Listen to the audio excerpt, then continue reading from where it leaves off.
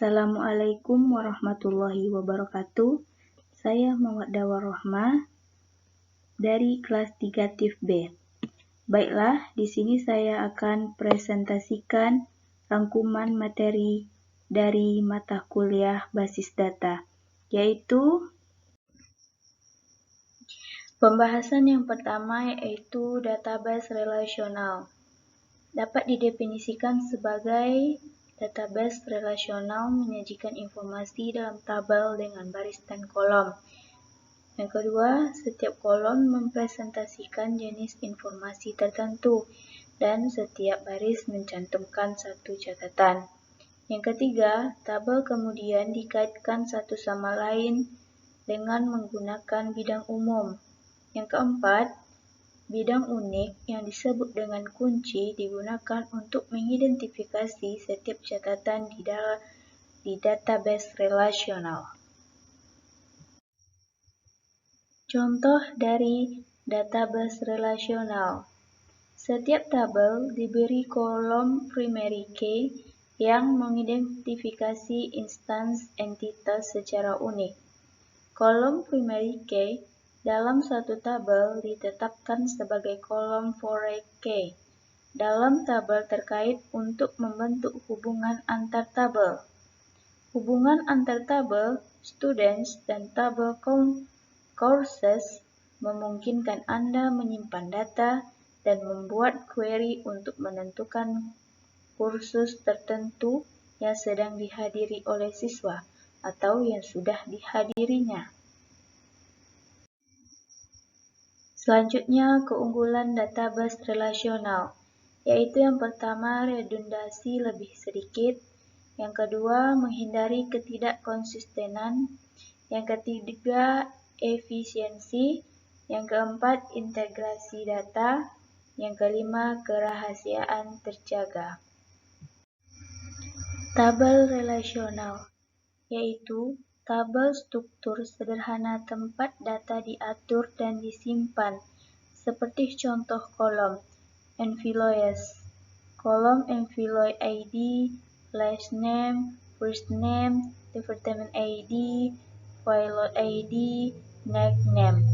Unique key berada pada kolom file ID, foreign key berada pada kolom department ID, kolom primary key berada pada employee ID. Aturan untuk tabel database relasional, yaitu aturan yang pertama, setiap tabel memiliki nama yang berbeda. Yang kedua, setiap tabel dapat berisi beberapa baris. Yang ketiga, setiap tabel memiliki nilai untuk mengidentifikasi baris secara unik.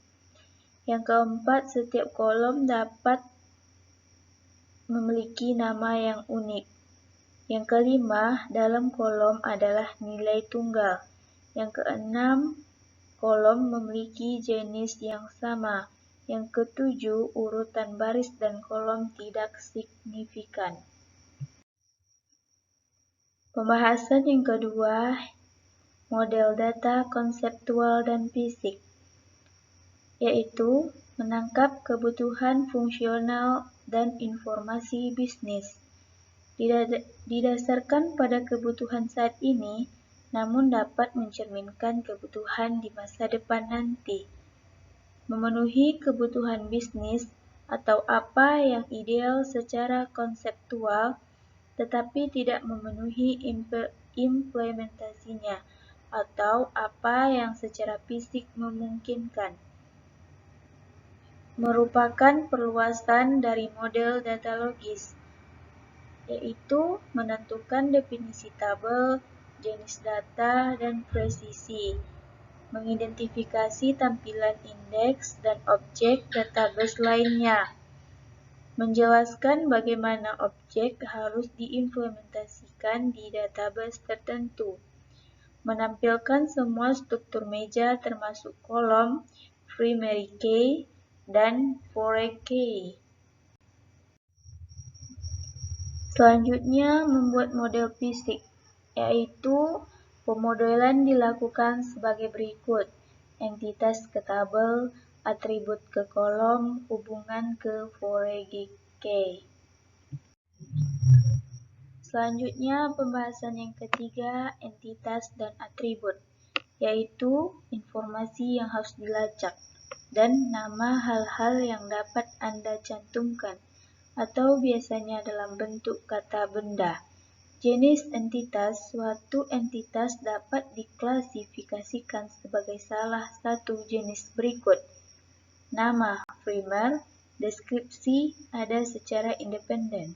Contoh, customer, instruktur. Atribut. Atribut yaitu menggambarkan entitas dan merupakan informasi khusus yang harus diketahui. Atribut juga merupakan detail properti bernilai tunggal dari sebuah entitas. Atribut ditunjukkan di dalam kotak entitas pada IRD.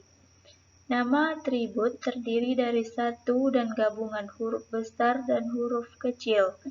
Pada sebagian besar kasus, nama atribut tidak boleh menyertakan nama entitas, karena atribut memenuhi syarat dengan nama entitas. Selanjutnya, pembahasan yang keempat yaitu pengenal unik.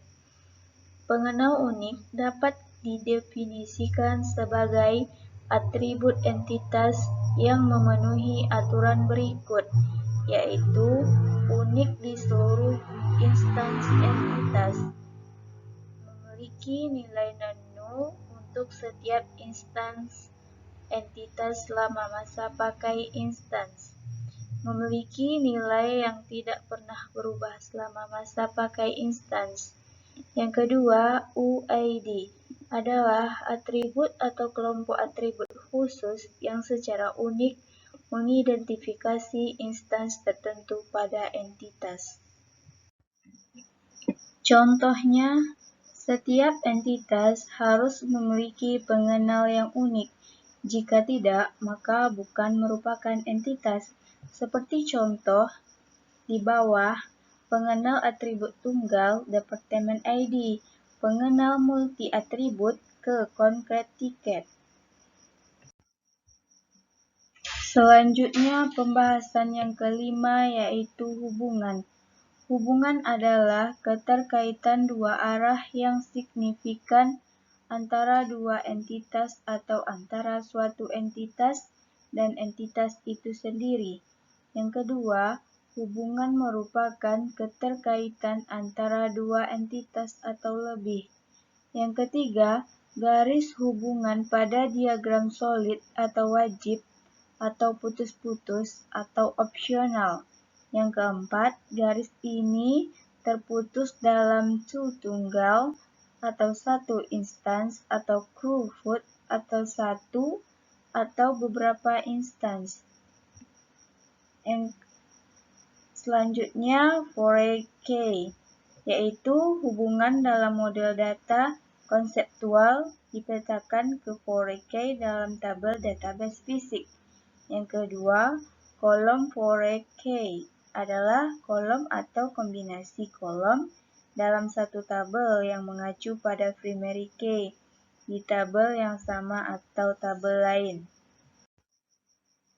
Contoh dari foreign-key yaitu seperti contoh di tabel Employees. Di tabel foreign-key dilihat di tabel primary key, Department ID,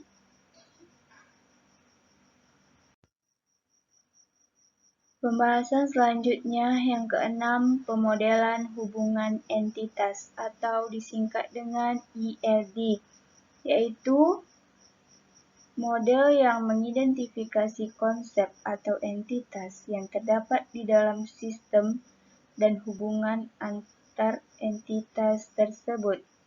ELD memiliki beberapa tujuan, yaitu analis atau perancang database mendapatkan pemahaman yang lebih baik atas informasi yang akan dimasukkan ke dalam database melalui proses pembangunan ELD. ELD juga berfungsi sebagai alat dokumentasi dan juga berfungsi untuk mengomunikasikan struktur logis database kepada pengguna. Secara khusus, ERD mengomunikasikan logika database kepada pengguna secara efektif. Contoh dari diagram ERD.